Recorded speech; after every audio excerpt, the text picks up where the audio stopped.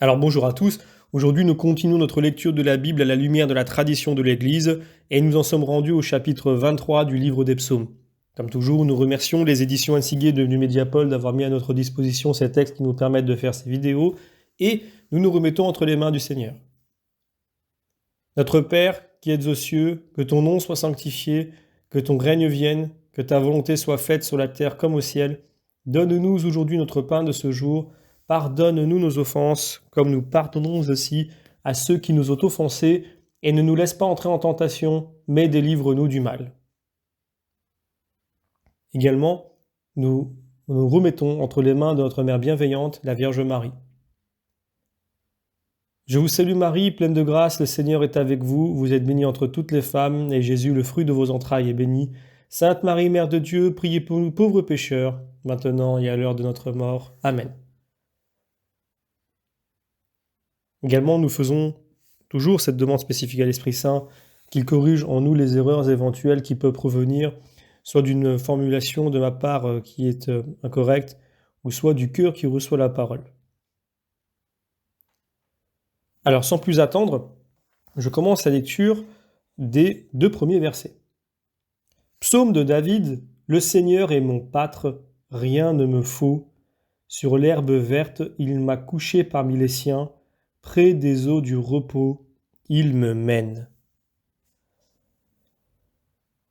Alors, il faut savoir que les Israélites sont un peuple d'éleveurs. Donc Joseph le dira à Pharaon afin d'obtenir pour ses frères une région de pâturage, en Genèse 45. Donc avant que le Seigneur se présente comme le bon pasteur, fréquents sont les textes qui parlent de berger, bon et mauvais. On a par exemple Isaïe 49, « Sur tous les chemins ils auront leur pacage, sur tous les coteaux leur pâture.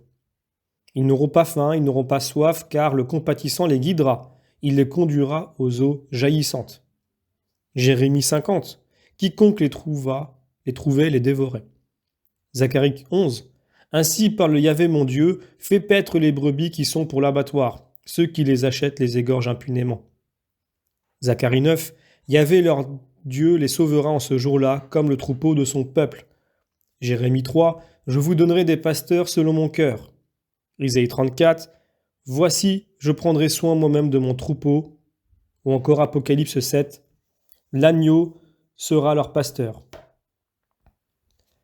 Donc en Jean chapitre 10, le Christ d'ailleurs se présente lui-même comme le bon pasteur. Donc toutes les figures vétérotestamentaires du bon pasteur s'accomplissent dans le chapitre 10 de l'évangile de Saint Jean. Donc nous pouvons prendre un commentaire de Rupert de Dutz à ce sujet.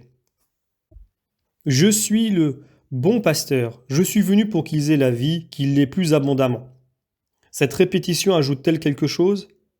Qu'ils aient la vie, qu'ils l'aient plus abondamment.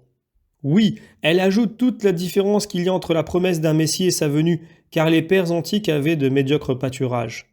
L'apôtre en témoignage quand il dit « Tous sont morts sans avoir vu l'accomplissement des promesses, les regardant de loin, les saluant et confessant qu'ils étaient étrangers et pèlerins sur la terre. » Nul ne peut en douter, tous ceux qui appartenaient au troupeau donc du Seigneur, dans l'ancienne loi, restaient en dehors du paradis, et leurs longues plaintes appelaient les pâturages de la vision divine.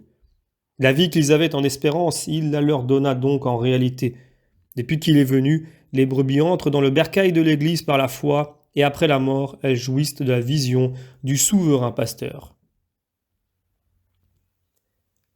Donc je continue, et je prends maintenant les versets 3 à 5. Il a refait mon âme, il me guide au sentier de justice pour l'amour de son nom. Même quand je passe au plus creux de la mort, je ne crains pas ces maux, car tu es avec moi. J'aurai là ton bâton, ta houlette, pour me consoler. Sous mes yeux, tu prépares la table pour que je résiste à ceux qui me tourmentent. Sur ma tête, tu verses l'onction de joie, ma coupe déborde. Alors, il y a beaucoup de textes parallèles, mais avant ça, je vais prendre des commentaires. Donc le psaume 23, il faut le dire, a été appelé psaume de l'initiation chrétienne. Parce que dans l'église primitive, les néophytes, remontant de la cuve baptismale, le chantaient pendant la procession qui les conduisait à l'église, où ils recevraient le sacrement de la confirmation et prendraient part pour la première fois au sacrifice eucharistique. D'ailleurs, les pères de l'Église distinguent dans le psaume 23 les principaux sacrements de la vie chrétienne. Je prends saint Grégoire de Nice qui dit ceci: « Il faut d'abord que tu deviennes une brebis du bon pasteur.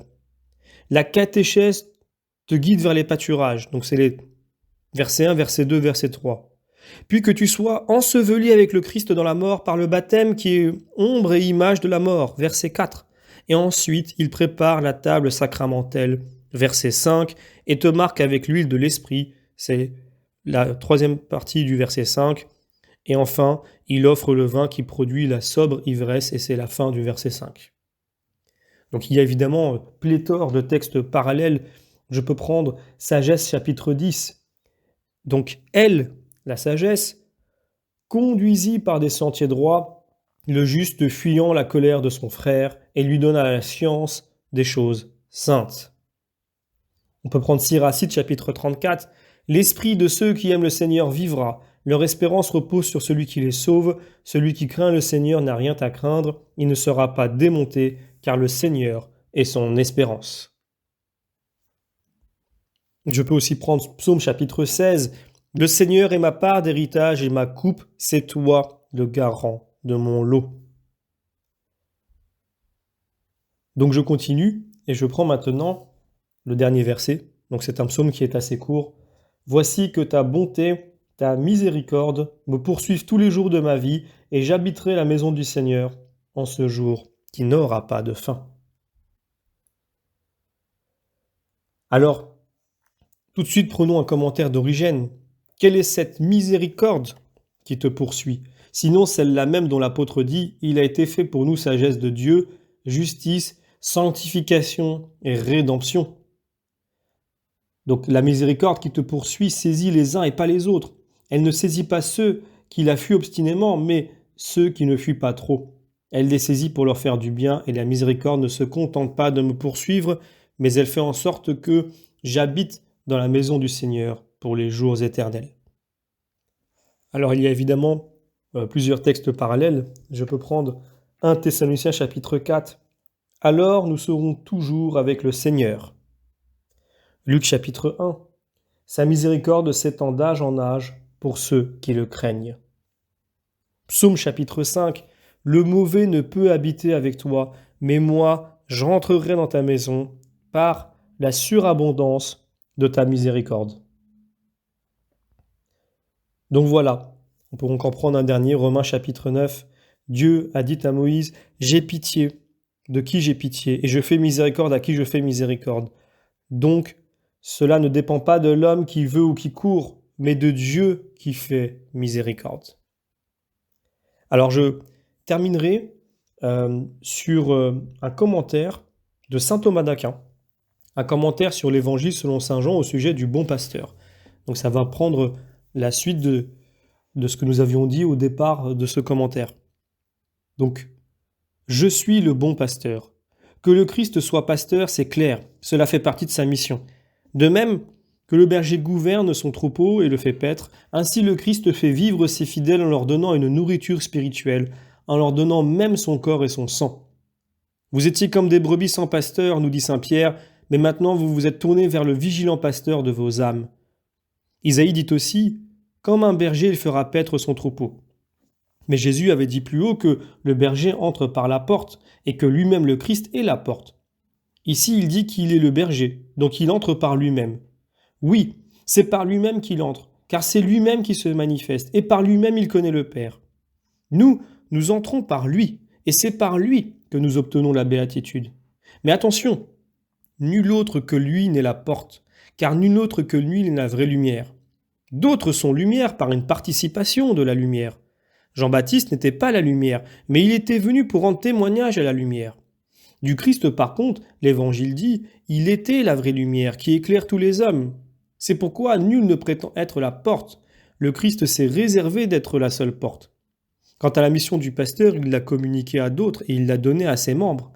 Pierre est pasteur et les autres apôtres furent pasteurs de même que tous les évêques.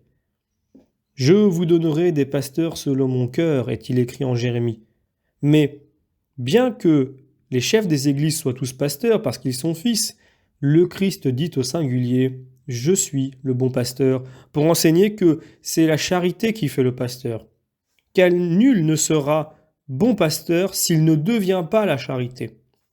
Un avec le Christ est donc membre du vrai pasteur. Ce qu'on attend du bon pasteur, c'est la charité. Le Christ précise, le bon pasteur donne sa vie pour ses brebis. Voilà, donc ce sera tout aujourd'hui pour ce commentaire qui est assez court, et je vous donne donc rendez-vous au prochain psaume, le psaume 24.